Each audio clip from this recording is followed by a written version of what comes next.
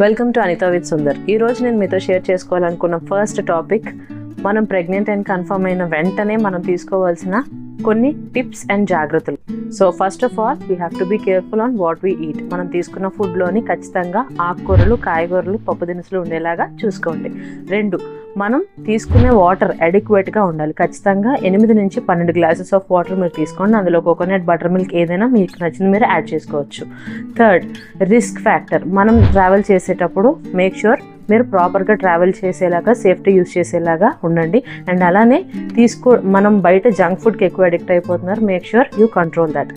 4, ఎప్పుడు కూడా prenatal care అనేది చాలా important. As soon as you know మీరు ప్రెగ్నెంట్ అని ఇమ్మీడియట్గా మీరు గైనకాలజిస్ట్ని కన్సల్ట్ చేసి మీకు కావాల్సిన ఫాలిక్ యాసిడ్ మెడిసిన్స్ మీరు ఖచ్చితంగా తీసుకోవాల్సి ఉంటుంది. సో ఈ 4 టిప్స్ నేను మీకు షేర్ చేసుకోవాలనుకుంటున్నాను. బికాజ్ అది నాకు హెల్ప్ చేసింది నా ప్రెగ్నెన్సీ త్రూ.